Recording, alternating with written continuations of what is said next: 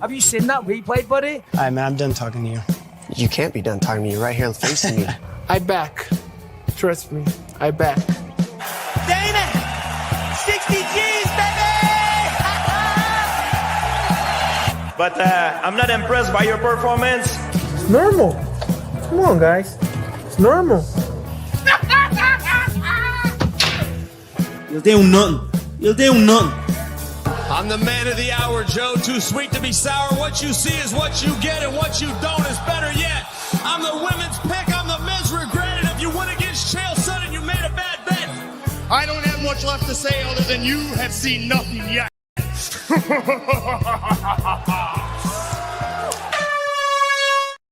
Yes, what's happening, Fight Week Show fans, Fight Week Show people? Then we are back with another show, the prediction show this time. Cejudo versus Young Sadong. Yes, that name they just twisted up on me right there, man. But we rolling, we move ahead, and I got my boy Keith in the house. I got my boy Jordan in the house. Cage Scribe, kick him in the head. We're all here to give you the show. How you guys doing, man? Let's start with Jordan. Doing good, man. Finally got an upgrade on my old laptop, so I'm allowed to have virtual backgrounds now. I can plug in lights and stuff. It's great. Apart from that, very strange card to try and pick. I feel like a lot of the favourites that are very heavy favourites shouldn't be, and some of the lines are that far apart that I'm questioning my own picks and stuff like that. So this week the mind boggles trying to pick at least 3 underdogs. Yeah, man, it's gonna be hard work. What about you, Keith? How you doing, brother? Look, I'm excited to be here as always. Love talking MMA with the boys.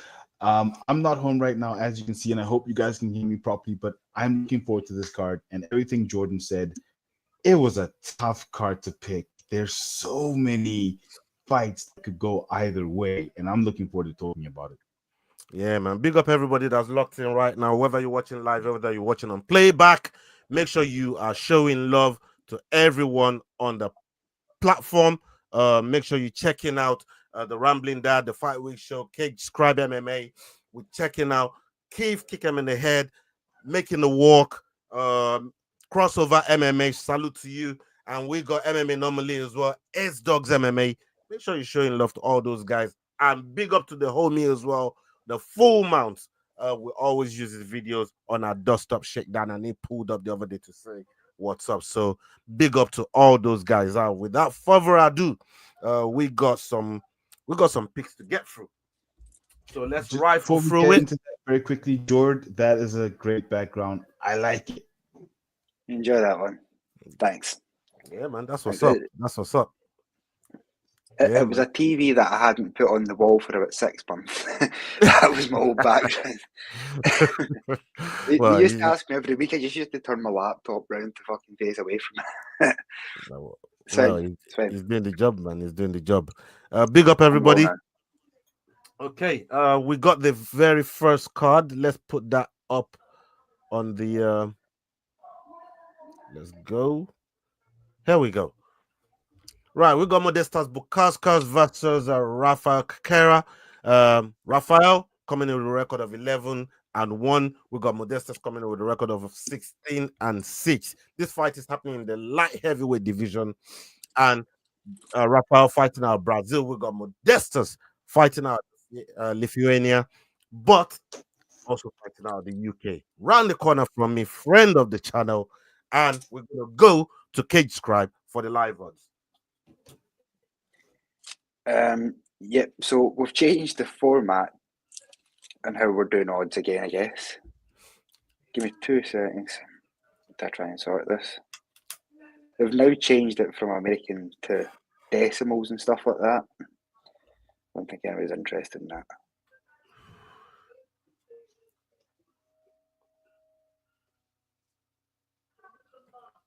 All right, so Bukauskas is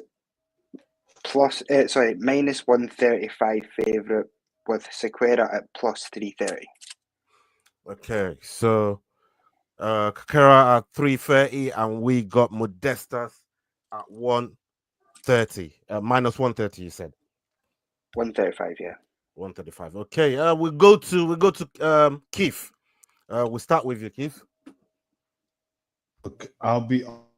This was the first fight on the card, but it's also the first fight for me that's actually 50-50. I know the odds say Bukauskas by a mile, and I know you guys are a big fan of Bukauskas, but I looked at, as much as he's lost his first fight in the UFC, I look at Cerqueira and I looked at Bukauskas and I looked at their previous fights, and if I look at how Cerqueira finishes, and I'm definitely not pronouncing that right, I feel like Sterling right now, how he finishes his fights, I think he actually has a very good chance of beating Modestas in this fight. So I went Modestas because yes, I did, but I think there is a very, very strong outside chance that Cerqueira might do it. Cerqueira is a soccer player. Why am I saying Cerqueira? Cerqueira? That one. Maybe. Yeah. Shout out. That's my pick. That's okay. You're going with Raffael. What about Cage Scribe? Where are you going? Yeah, I'm with Modestas here. Cerqueira it looks decent on paper, but I believe that Tyson Pedro, Marcin Prachnio, the Modestas is beating guys that are better than the guy that's beating Cerqueira. So yeah, I'm going to be sticking with my boy Modestas here. By the way, probably the nicest fighter I've had the pleasure of talking to through the whole time I've been doing interviews and stuff like that. Really nice guy. Yeah, man. Modestas is as humble, nice as they come, but he also knows what he's doing in the cage. He's been around the block. He's been in the UFC. We remember that famous fight with Khalil Roundtree that just about ended his career. But the mental strength that you need to go through something like that and come back in the way that he did, circled back through regional scenes over here in the UK, Cage Warriors, held the belt there, and since coming to the UFC, he's been doing really, really well. Obviously he got starched by Vitor Petrino. He didn't even see that one coming, but that's probably like the one loss that you could really put on him. But then he's been out since then and come back with a win in to get that first submission under his belt is fantastic for him. He's been training with people like Tom Aspinall and all those guys in his gym and learning new things to go with his game. And that's one of the things that he put on display in his last fight against Prachnio. Look, Rafael Casera is a nice, I wouldn't say, well, I'll say prospect when you're looking at his ranking and stuff. So yeah, for me, I don't think he's ready for somebody that's seen the things that Modestas is saying, and that's apart from him being a brethren. I mean, that's one of the reasons that I'm really, really Modestas. I just think his experience is not really going to get him through this fight, and we're going to come tomorrow night. So yeah, for me, it's going to be Modestas for Bukauskas. Okay, let's get to the next one on the docket. We got Nursulton Ruziboev versus Eric McConico. Eric McConico coming in with a record of 9-2, and Nursulton Ruziboev coming with a record of 34-9. Ruziboev fighting out of Uzbekistan. That fucking country. Uzbekistan. Let's go. Uzbek. Yeah. What y'all said there. And we got Eric fighting out of the USA. What are the live odds on this one, please, Jordan? Yeah, Ruziboev is minus 265 favourite with McConico at plus 215. Okay. We go to your Cage Scribe. Let's start with you on this one. Yeah, I think minus 265 is probably generous here for Ruziboev. So the guy's facing was knocked out back to back by a guy that was like 4-2, then a guy that was 5-3. He's had maybe one decent win in his career over Maki Pitolo on the downside of his career.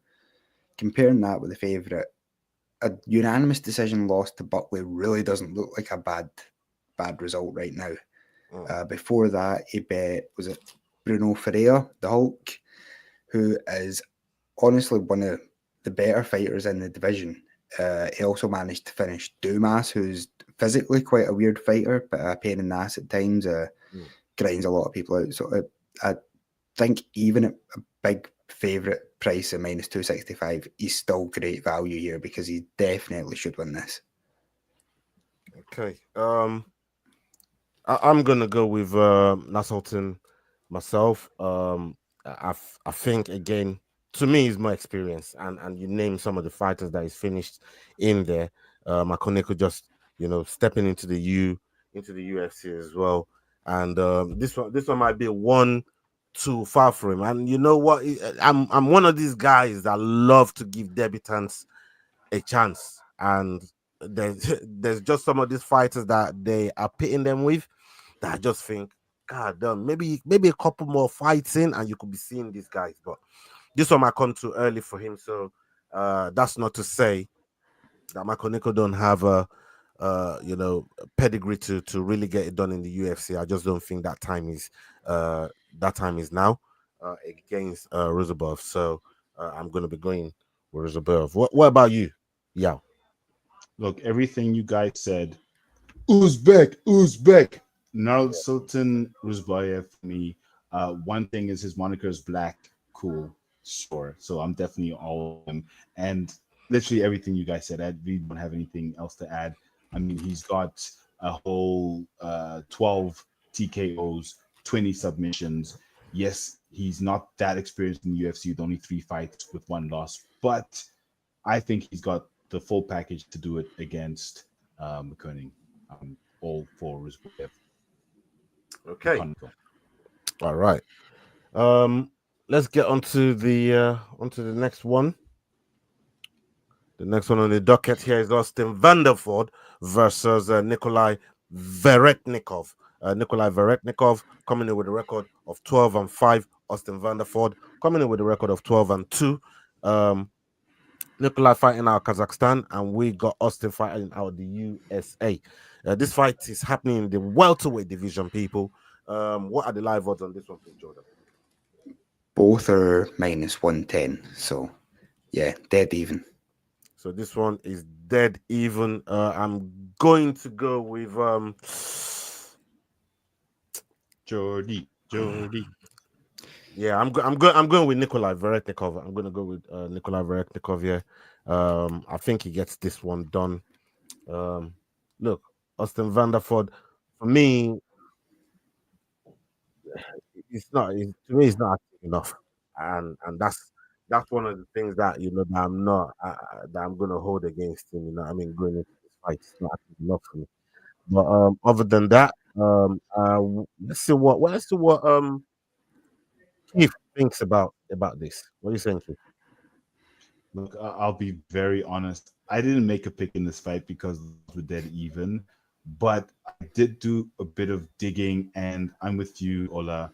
I think Nikolay's gonna have just the edge over his opponent in this one. I think from his body of work, yes, he has 5 losses, but he is a little bit more experienced. He did do UFC, LFA. He's been in the Contender Series. He has lost all of them. I think he might have learned from that. So I'm going with Nikolay Veretennikov. All right. Can you describe?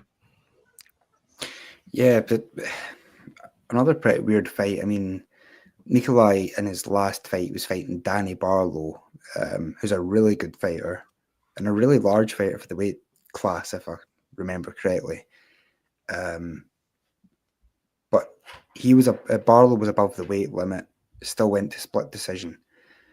Vanderford, as Ola was saying, he really has been inactive. I remember there was a time where he was looking like a really good prospect, and then slowly but surely he was losing fights here and there. So I'm going to take a chance on Nikolay as well. But I wouldn't be too sure either way.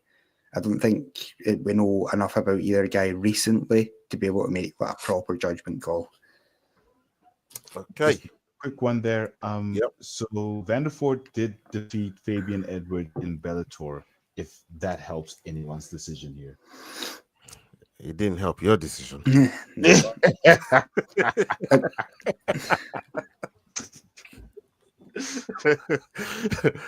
didn't help your decision. Let's move on. You're tricking nobody around here, bro. You know what I mean? Let's go to the next one. I got all too many times last year with all that bullshit from McKee. Yeah, I learned fast on this show, man. Trust me. Okay, let's go. We got Ricky Simon versus Javid Basharat. Javid Basharat coming with a record of 14-1. That's another one of the brothers that's doing mad things in the UFC. And we got Ricky Simon coming with a record of 20-6. Ricky Simon coming fighting out of the USA, and we got Javid fighting out of Afghanistan. This fight is happening in the bantamweight division, people. What are the live odds on this one, please? Yeah, so Javid Basharat is heavy favourite at -230 with Ricky Simon at +190. Yeah, let's stick with you on this.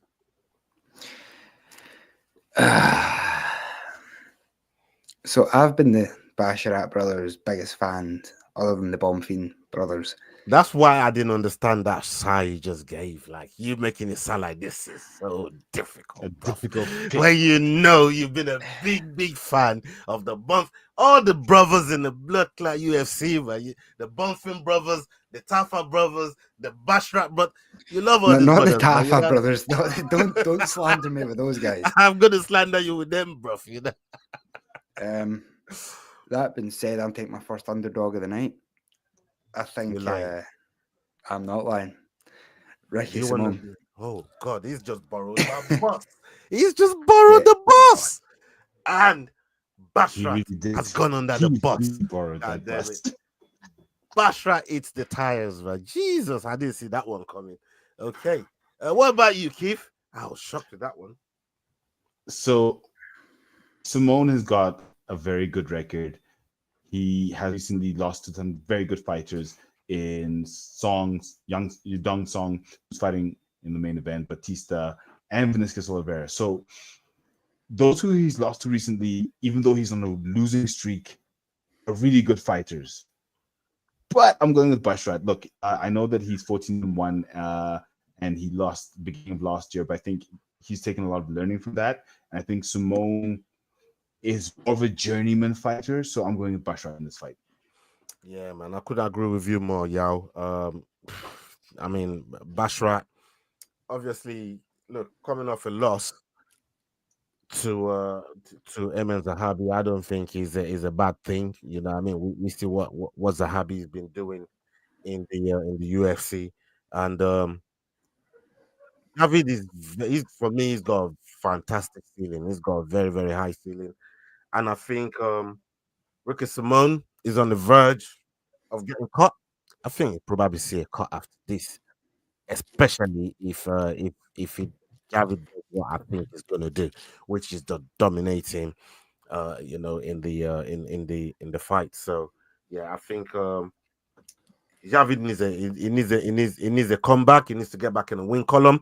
This seems like a nice sacrificial lamb for him, especially with somebody on a 3-fight skid that's on the verge of getting caught. But then again, Simone will probably be a good underdog, and I'm trying to see. Nah, you don't need all that. Hold on, you don't need all that. Oh yeah, I do. Oh yeah. Although it's going to be a very good underdog because you know when he's backed into a corner like this on a 3-fight skid and he's staring down the barrel of a cut, who knows what he might do to a Javid Basharat? You know what I mean? But who knows? But don't find out. Just stick with Javid. Yeah, I'm sticking with Javid. You know what I mean? You should. I mean, the way you threw Javid under the bus there, that was crazy, bro. He threw himself crazy. Under the bus, losing it. How? Zahabi's little brother. Oh, come on! You got to come on, man. I think you're being a little bit harsher, but we'll find out. Even Zahabi's like fucking 37 and still saying he's a prospect. Like, let's just Hang up, boys. Hang up. Come on. Hey, listen, we're gonna find out. You know what I we mean? are. I think. Did he lose you? Did he fuck up your parlay on that fight? Absolutely. He must have. So He you must have. still As a very minus bitter about 700 that, ain't favorite you? or something. He's just ruined it. You still very bitter about that. Now I get it. I I'm understand always it. better. Cause I'm like Stay that better. myself. Anyone fucks up a party like that, I'm throwing them under the bus too. Trust me. I see where you're coming from, man. I get you. I'm there with you. I know. I messed up your bet one night. I seen how you throw me under the bus for months after. All right. Let's get onto the next one here. We got Klein versus Mansur Abdul-Malik. Abdul-Malik fighting in the middleweight division, coming in with a record of 7-0, and we got Klein coming in with a record of 6-1. Both fighting out of the USA. And what are the live odds for this one, please? Yeah, so fairly close one here. Abdul-Malik is minus 1,350 favourite, with Nick Klein at plus 800. Did you say very close? Fairly close, yeah. Yeah, it's not close enough, bro. That's crazy.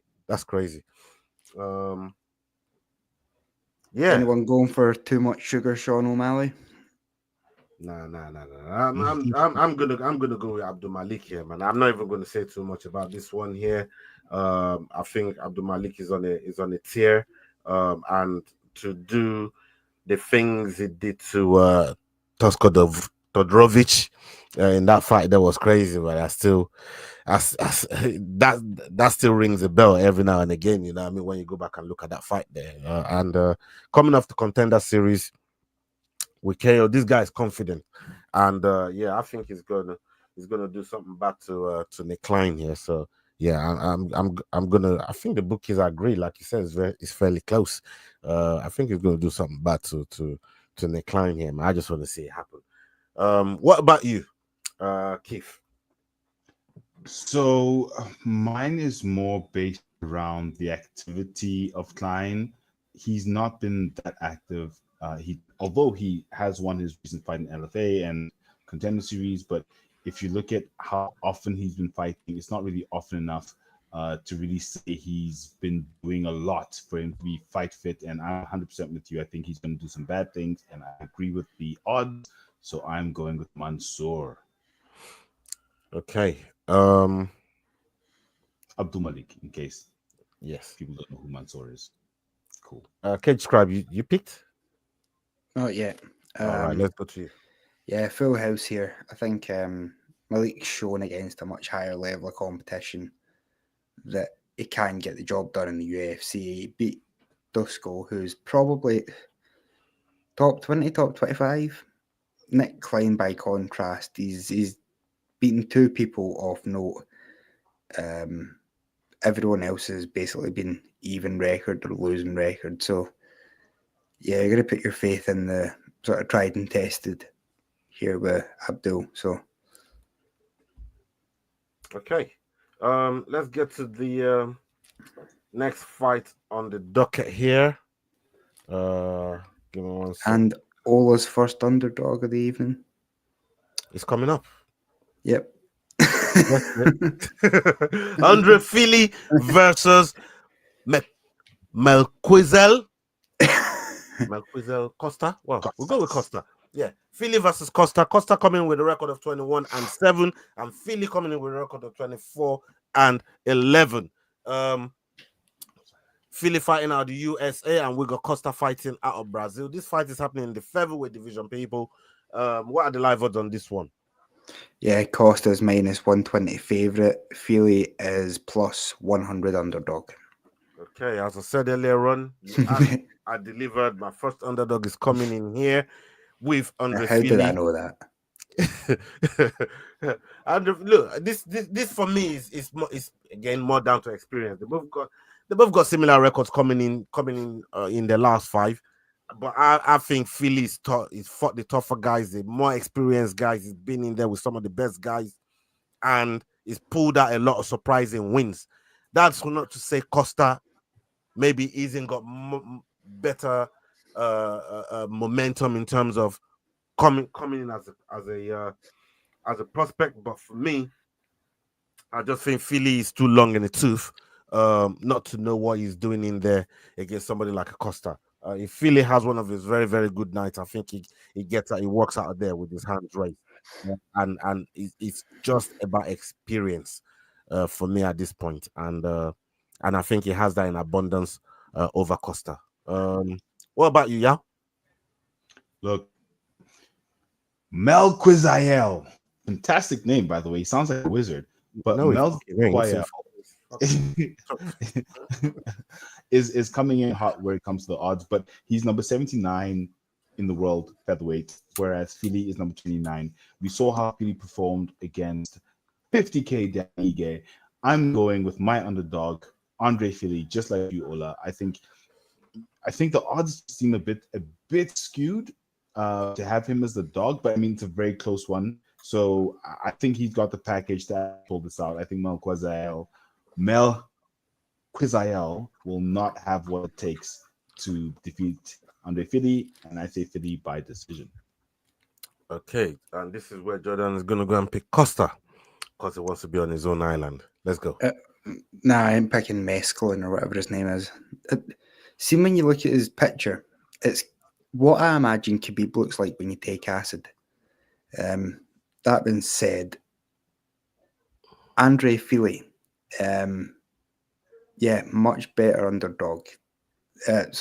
He's much better as an underdog here. His reach is something I'm looking for, and I think that Costa, he showed when he first came into the UFC, I thought he might have a chance to sort of make a run, just as I thought Fili was about to be leaving the UFC.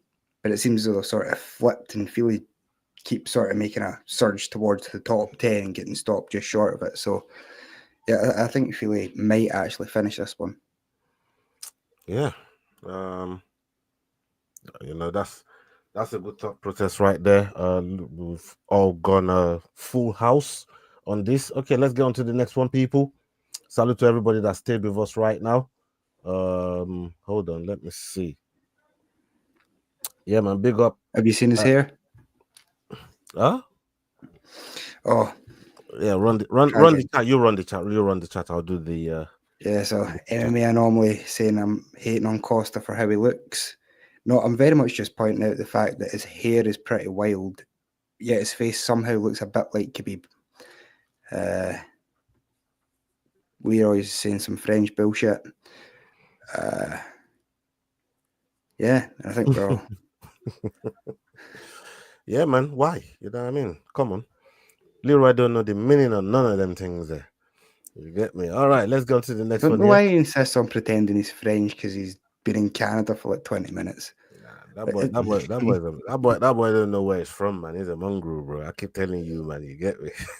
Keeps getting chased from country to country whenever the most wanted actually catch up with him. Yeah, but wherever he is his country, but you know what I mean? Wherever Leroy is at any one time is his country. Jeez. He's an international criminal. Is the home. I mean, hello.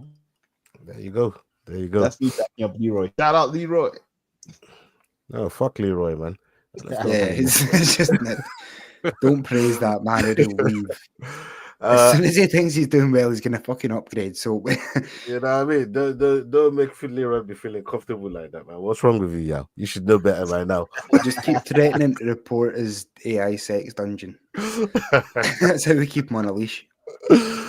Okay, we got Cutelaba versus Ibo Aslan. Ibo Aslan coming in with a record of 14-1, and we got Cutelaba coming in with a record of 18-10. 1-0 contest, and this fight is happening in the light heavyweight of the division, people. And we have Cutelaba fighting out of Moldova and Aslan fighting out of Turkey. What are the live odds on this one, please, Jordan? Yeah, Aslan's minus 185 favourite with Cutelaba at plus 154. Okay. Cutelaba 154. All right. We come to you, Jordan. We'll come to you on this one first. Yeah, I think this one's going to be wild for as long as it lasts. It's one of those fights, you know exactly how it's going to go. They're going to be throwing wild haymakers at each other. Both of them are probably going to be rocked at some point. But you have to assume that Ibo has the fresher chin of the two and the more educated striking. Yet Cutelaba in his younger years could just go full-on berserker mode and sort of mow down opponents without too much worry for defense. After being knocked out a few times in your career, that ability goes away to just keep taking them on the chin, where I think Aslan's probably going to catch him. It'll be the first round. Both guys will end up rocking each other, and Aslan will put him away. Okay. I'm going to go with Aslan as well for a lot of the reasons you mentioned. It's just got more genetically. I wouldn't even say genetically. I just think it's God given, man. Like what the things that he does when he throws and he connects. You get like a Francis Ngannou type vibes off of the way he puts people away, man. This guy is just lethal, and he looks lethal in every fucking way you can imagine. And so does Cutelaba, but there's this thing with Cutelaba for me. It's more fight IQ than the power that he has and the way he delivers the power. We Cutelaba, I just think he does a lot of crazy shit. Doesn't conserve his cardio, and by halfway through the first round to the end of the first round, he looks gassed already. And anyone that can survive the initial crazy berserkness that you mentioned earlier on, if you get out of that and you get him, you're gonna finish him. You know what I mean? So, and I don't think he's really improved that much in that style of fighting. And the one person I've said this before that used to fight like he did, but has changed the way that he fights and just paces it and applies fight IQ into it is Michel Pereira. You see how Pereira used to fight before, and you see how he fights now. To the maybe people that don't watch that often, that might not mean nothing. But if you used to see Pereira fight before and you see the way he fights now, there's a big difference. And that's what Cutelaba needs to do with the power that he has, so he can do damage come second, third round and finish fights in later rounds. But I just think he's just going in for the first round. I don't even think power for power he's got over Ibo Aslan. So that's one of the other reasons why I gotta go with him. What about you, Yao? So 9 of Cutelaba's 10 losses are in the UFC. So clearly he's not meant to be there. Aslan is on a 2-fight win streak in the UFC. And I agree with MMA normally chats where he says, I have not heard the name Aslan this many times since the Chronicles of Narnia. So I'm going with Ibo Aslan because I like the Chronicles of Narnia, and the Hulk, Eon Cutelaba is just not going to have enough for him in this fight. Okay. You can see that on Leroy you're talking about the Chronicles of Narnia. Both of them love stories about coming out of the closet because they can relate to it. 100%. I could, you nailed that perfectly, man. You nailed that perfectly. You know what I mean? All right, let's go to the next one on the docket, people. We got Alonzo Menifield versus Julius Walker. Julius Walker coming in with a record of 6-0. We got Menifield coming in with a record of 15-5, won a contest. Both fighting out of the USA, and this fight is happening in the light heavyweight division. What are the live odds on this one, please, Jordan?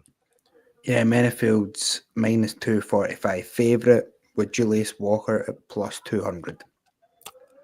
Okay. Yao, we'll come to you first on this one. So I've gone with Alonzo Menifield, but now I'm looking at Julius Walker and the fact that his age is that much lower than Alonzo Menifield. And we know the over 35 curse as much as Jared Cannonier broke it last week. So I'm going with Alonzo Menifield, but I'm having second thoughts, and I've gone until 4 a.m. to change my decision. Walker's on a 6-0 streak. Yes, he is the debutant in this fight, but he's got 4 wins by KO, 2 wins by submission, which means he's a finisher. Nothing's gone to decision. And when you have a fighter like that coming in on a debut, they usually do something special. So I've actually got something to think about here, but I've gone with Alonzo Menifield. Yeah, I mean, look, I'm going for Menifield myself. This is going to be an unchanged pick. I think Menifield it's one of those. Yes, a lot of the times you don't know what you're going to get from him, but he did have a very, very good streak coming into these last 2 losses.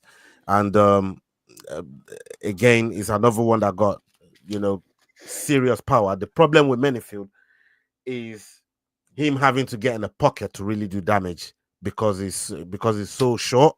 He has to really, maybe take one to get one.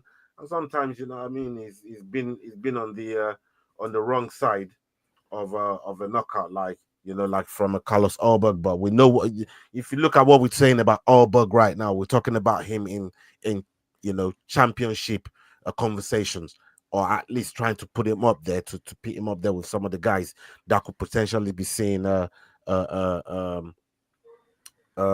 Pereira.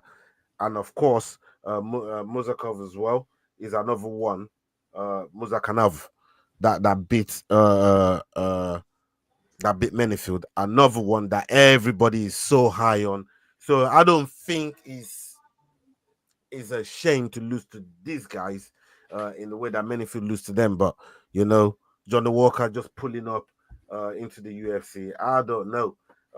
If I just don't know if he has it like that. So I'm gonna go with Menifield on this one. Cage Scribe? Yeah, that's another one that's tough because Julius Walker has been on sort of Twitter since he got signed, being really nice to everybody, and it does have an interesting style where he's very prominent on takedowns and stuff like that too.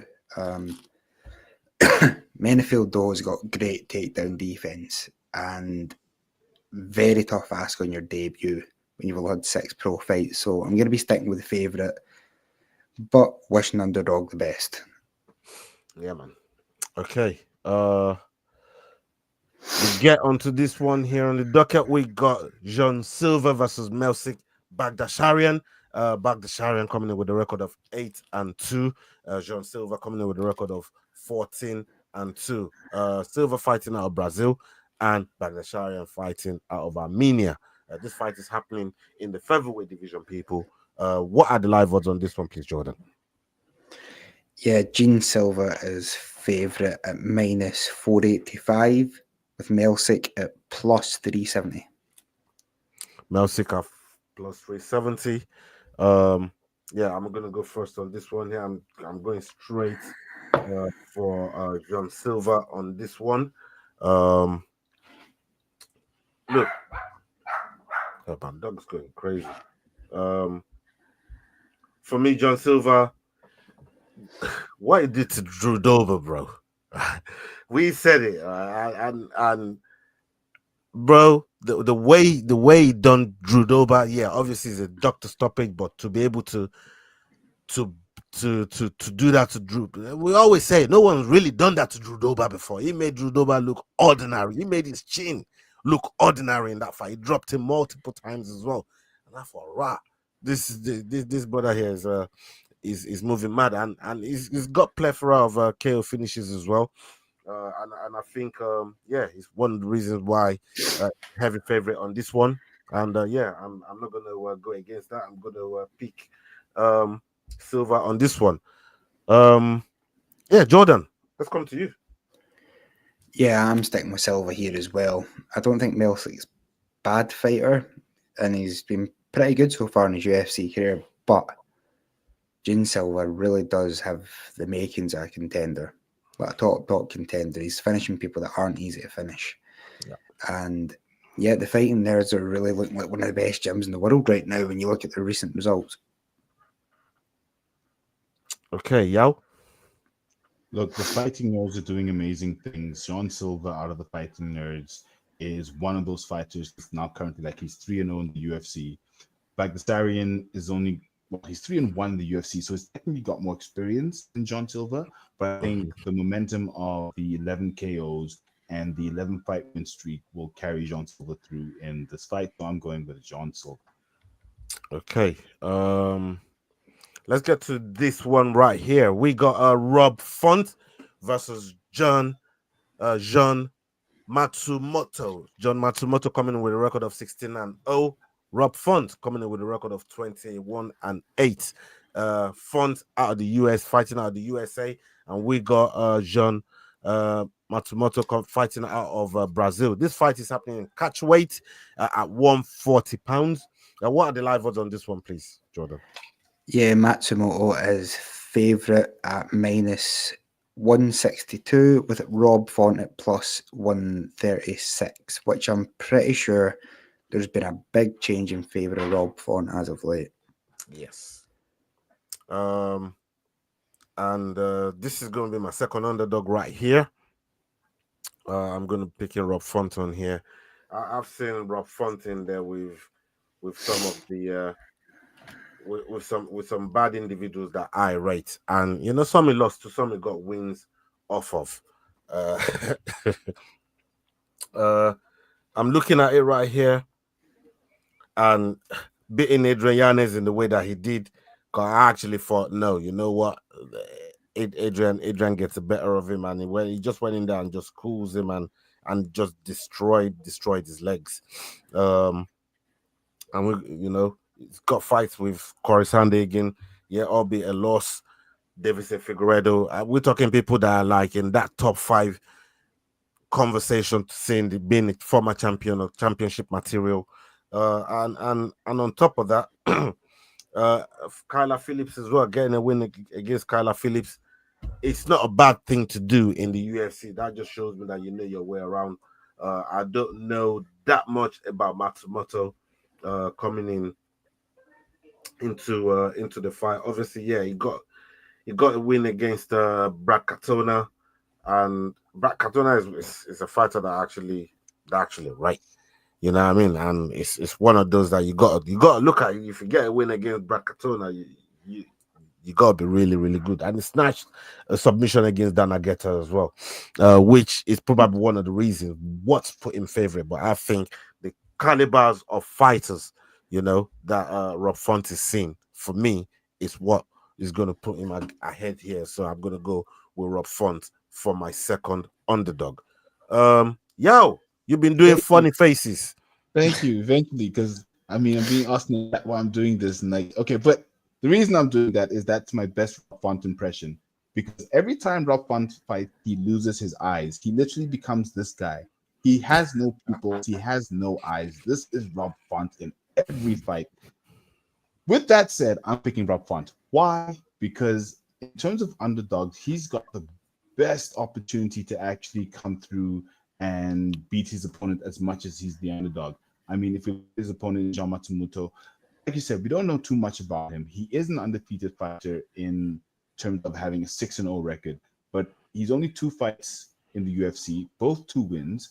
But Rob impressed me in his last fight, where I was like, oh, Rob Font, lame, but like, he's not going to do anything. And he actually beat Kyla Phillips. And like you said, if you look at who he's lost to, Figueiredo, Sandhagen, Vera, Aldo, he's a very experienced fighter, fighting the right name. So I'm going with Rob Font as my underdog in this fight.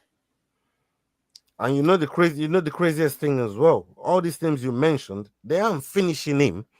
They're not finishing him. You know what I mean? Yeah, they're getting decision wins against him. They're not. Vera didn't finish him. Figueiredo didn't finish him. Sandhagen didn't finish. Like, none of these guys finished him.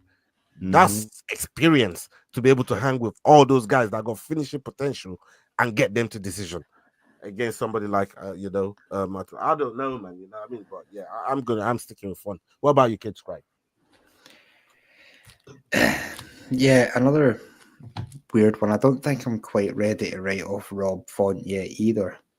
I don't think Matsumoto's done that much to warrant favoritism over Rob Font, at least. I think beating Brad Katona doesn't make you a contender. It doesn't make you top 10, really. So yeah, we're going to take Rob Font. I think he's one of the more obvious underdogs to go for the night when you have to pick one. It does make you sit up and take notice. Beating Brad Katona is a big deal, especially in the UFC. Someone that's been come back. Beating him is still something that should maybe top 15, but I don't think it puts you as a favourite over Rob Font, especially by decision. No. 100%. I agree with you. So you're going with Rob Font? Yep, Rob fun. All right, okay. Although, very quickly on the last two fights in the chats, Beans MMA did point out that there is a 70% loss rate of fighters with a 10-year difference in the UFC. So if you've got a 10-year plus age difference, you normally lose. And in this fight, Font does have a 10-year plus age difference between him and Matsumoto. So, and Matsumoto's 16-0. So those little fine things seem to be pointing in Matsumoto's favor for this fight. Ola consults God for his picks. He doesn't do stats. Jesus God. I heard him earlier. He was talking about God-given talents and God-given this and God. I had never heard God consulted on an MMA betting show before, but Ola's the man for it. Yeah, man, crazy. Okay, let's get on to the next one on the docket. We got Brendan Allen versus Anthony Hernandez. Anthony Hernandez coming in with a record of 13-2. Brendan Allen with a record of 24-6. Both fighting out of the USA, and this fight is going to be happening in the middleweight division, people. What are the live odds on this one, please, Jordan? Oh, give me a second.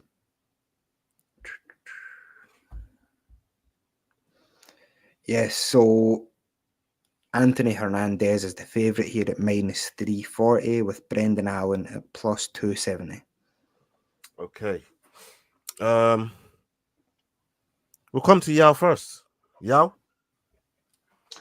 I don't like Brendan Allen. He's been talking too much shit on Dricus' name recently. Sure, he's sort of decent fighter. He's beaten Chris Curtis, Paul Craig, Bruno Silva, sure. But he did lose to Imavov, who we've now seen Izzy. But I don't think he's going to have enough for Hernandez in this fight.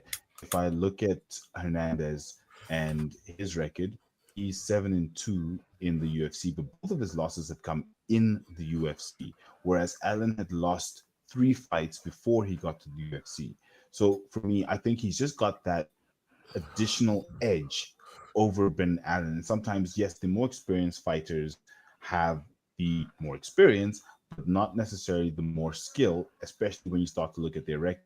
And I mean, Ben Allen is now 29. It's not that old. I'm going with Anthony Fluffy Hernandez in this fight. What about you, Kid Scribe? Actually older. Mind your own business, man. Tell us your pick. Yeah, it's your pick, mate. I don't know that it is, man. I don't know that it is. All right, I'm going to be sticking with the favourite in this one. Brendan Allen, I've got a fear that when they get in the cage, Brendan Allen's just going to look so much bigger and stronger than him. That being said, I think Hernandez is probably beating better guys than Brendan Allen. So, yeah, we'll stick with Hernandez, but only tentatively. Yeah, this one's going to be a full house. Misha Pereira, that I just praised very, very highly, was Hernandez's last work. And, you know, he finished him with ground and pound. And for me, and it's hard to pick against Hernandez, man. Like, that guy is brutal. He's relentless. He's just on you the whole time. You don't get no breathing space from him. He doesn't let you rest. And Brendan Allen is a fighter that likes to look for rest spaces.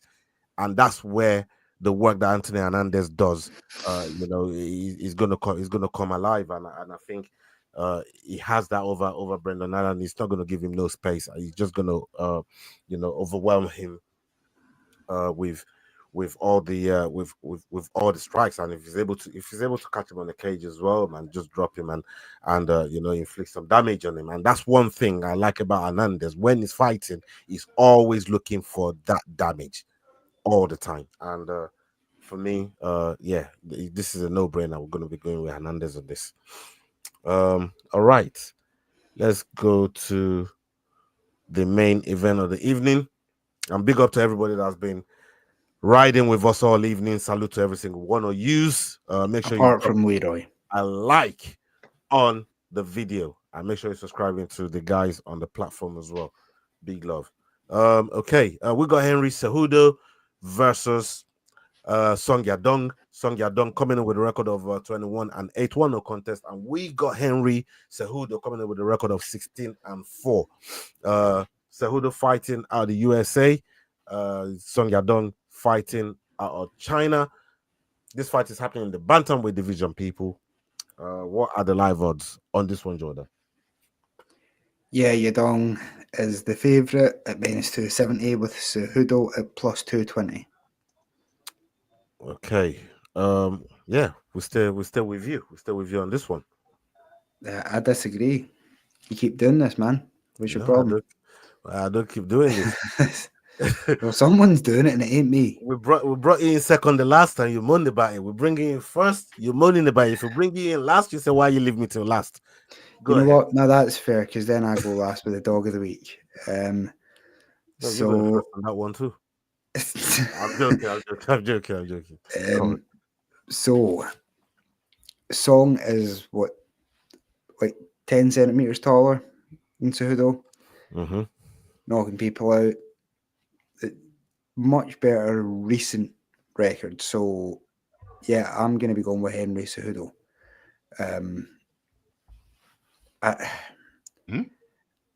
It wasn't meant to make sense, man. Yeah, I'm going with underdog here. I think Henry's been a lot more quiet and a lot more serious this time out than he has been for his last few fights. I've got a funny... Yeah. Down this Wednesday just gone. We were just talking about Henry not minding his business and keeping his nose clean and concentrating on the fight. When it Yao, you remember that? I don't know if you've been concentrating like you think it has been, but I mean, continue. Well, we've seen him before some of his last fights, like a couple of weeks out, drunk in casinos and on podcasts and stuff like that. I've got little to no faith that this is going to be a good pick, but I feel like I might be one of the only ones making this pick. Henry Cejudo on his day is 10 times the fighter that what makes you think you're the only one that's going to be making this pick, bro? What makes you think that, man? I mean, there is one thing that makes me think you might pick it. All right, so you know who? Ali. Right, yeah. I know things, but Henry's old. He's slow. Past his best. He's not great. I don't think anyone should pick him, but I'm going to be going with Henry Cejudo. Yeah, he doesn't think anyone should pick him. For those reasons is why I'm picking Henry Cejudo as well. I'm going to be going with Triple C. Bend the knee, people. He's going to make Song bend the knee on this one. Yes, I know he's been talking crud. Yes, I know. He's putting his nose where he shouldn't be. But this is what Triple C does every time he's in fight week. He goes in and he just goes terrorizing people. Right? You know what I mean? He makes pillows, telling people to keep, like, this is what Triple C does. You know what I mean? He's kind of like Merab, but I think he does it in a more cringier way. You know, and he embraces that stuff. And for me, his mindset is what sets him apart. All right, he lost to Sterling and Merab, but like when you saw the preparation that was coming in, especially with Merab, it wasn't really there. And we know what Merab is all about, man. I don't care whether you're Olympic champion or not. If you're in there with Merab, you're in for a long fucking day. You know, you're in for a long day. So, and we see what Merab is gone on to do as well. So that's no slight on Henry Cejudo. But against somebody like Young Song Yadong, I think he'll navigate his way all right into that. And of course, he's on a 2-fight skid with Sterling and Merab, who were the former champions of that division as well. So I think he gets back in the win column here. What you're saying is you're not on Song Yadong, but you're on Ali's dong. No. Astaghfirullah, number one. Astaghfirullah. Number two, yeah. I can't even say Yadong's name properly. You know what I mean? Like, no, Bunda. We're not on that one there. Yeah. But with Triple C, he's gonna back the win here, man. He needs to get back in the win column too. So yeah, I think he goes in there and gets it done. Yao? So my third underdog, and interestingly enough, between the chats and you two, everyone's picking Cejudo, which I didn't expect. So yeah, I'm going Cejudo. but mostly because I watched Sedong's last win in his last 2 fights, and he's a thinker, but you can't outthink Henry Cejudo. Merab didn't outthink him; he outfought him. Aljo didn't Aljo outthought him, but Aljo is one of the best in the world. So for that reason, I'm going Cejudo, because I think Sedong is going to try and outfight Henry Cejudo and outthink him rather than just beat him up, which is what will defeat Henry Cejudo. So I'm going with Cejudo by decision. How wrong were you, Jordan? The Haram counter is going wild in the chat at the minute. How wrong was you, bro? How wrong was you? He thought he was going to be the only one that picks Cejudo, man. I genuinely did. He's a drunk midget. What are you all doing? Listen, guys, it's not too late to change your mind. Leroy's right there in the chat. I think the only reason he's on these odds is because of his last 2 losses, but that doesn't speak to who he is. Although he's another fighter on this card with a more than 10-year age gap, which, like we said, there's a 70% loss rate for fighters with a 10-year age gap. But Angela Hill and Jared Cannonier broke that last week, so let's see. There you go. There you go. Okay. Let's stick with actually, you know what? I'll go dog of the week first. I'm gonna go dog of the week first, and I'm gonna be picking Rob Font for my dog of the week this week. So I think he's a good dog, he's a scrappy dog, and I think he's gonna he's a good dog. He's a good dog, but he's a scrappy dog, and he's gonna go out there and get the job done. Like I said, it doesn't get finished, man. None of these guys is, they ain't finished him. So for me. Do you want a bit of information to lose you some money this weekend? No, we're going to Yao. And you can tell us about that information when it comes to your dog of the week. So this week, between you and I think the variance will be our dog of the week between our points, because the only difference here is my dog of the week from yours. I almost chose Rob Font, but I'm going with Triple C, Henry Cejudo. I'm going with Henry Cejudo for the win, my dog of the week. There you go. Okay. That's leaving no. Jordan, are you feeling sorry for going last now? Like, absolutely not. You got very tiny little runway, bro. What are you saying? Well, yeah, I was going to tell you, for the 2 old guys, Rob Font, Henry Cejudo, £20 on a double gets you back £150. That's not that bad. being said, my dog of the week is Andre Fili.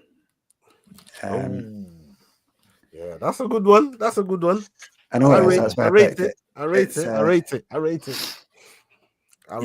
But I think that's the most obvious one here. It's a very Ola pick. Usually he'll go for whoever's got the shortest odds, closest to the it's just as close to that line as he can get it. But no, I respect it, man. Man. No, that's not a bad pick. That's not a bad pick. Now I'm hoping Rob Font gets beat. I don't even care about the point. I just don't want you to get it. Hey, you don't know if I change that dog of the week, man, before 4 o'clock, rough. Calm yourself down, bro. Stop wishing bad on fighters, man. Just because I know for a fact, after you shut down this fucking screen, you're not changing any picks. You are going to eat some food. You're going to smoke something that people smoke when they try and relax, and you are going to fall a fucking sleep. I have no worries about you doing nothing after this show, bro. I know what's going on. Oh, God, you're so fucking right, man. I don't know how you fucking you just pin that every single timeline, right? Like, that's how the rest of my evening is going to go. Literally like that. So, but I might just make an exception just for this dog of the week. Because even Yao's talking about it, man. Like, boy, this week, you know what? I don't know. I might just go and pick Yao's dog of the week. You know what I mean? I don't know. Take it easy. Take it easy, Ola. Take it easy. I don't know, man. I don't know. But we will see. We'll see. Hold up. What's this? Props to Jordan for stepping up with his setup, clean, and a nice haircut doesn't hurt. Bad is taking up. Oh Lord. Why are you giving that guy airtime? There's a reason we keep him in the fucking basement. This is what I'm saying. I mean, he's always bigging up your Dricos Duplessis fucking hairstyle. You gotta. I mean, it's kind of making me uncomfortable at this point. Oh, I'm gonna fucking put him one of those sexual harassment at work suits. You got that DDP hairstyle going up, man. You know what I mean? So, boy, I don't know, man. Yeah, but hey, Leroy, keep doing the Lord's work in the back, man. Salute to you. All right, that's people. God's been brought into this tonight. Oh, y'all just dropped out. Yeah, it's not at home. It's not at home. So we know that at any point that might take place. But yeah, we've come to the end of the stream anyways. Did you want to say something, Jordan, before we leave? Nah, just everybody make sure to let Leroy know that you don't like him. He appreciates it. It's what he feeds off is the hate. It's how he gets things done. Yeah, he loves that. Apart from that, we're on a long run of UFC events every week, so stick with us. Stick with us, man. We've got a lot of content. Yeah, man. 100%. Salute to you, Jordan. Thank you for pulling up tonight. And come join us next Thursday for Dust Up Shakedown, because Arsenal's back in Champions League next week, Wednesday. So yeah, come link us up on Thursday for Dust Up Shakedown, and we're going to be dropping a couple of videos on the channel as well. And make sure that you're looking for our content on the watch-alongs that we do, the Dust Up Shakedown that we do, some of the videos that we do on our social medias as well. Make sure that you're following us on Instagram, Twitter, and all our profile. That's it. Yeah, man. Yeah. Other than that, hasta la vista, people. We're out. Salute. Love.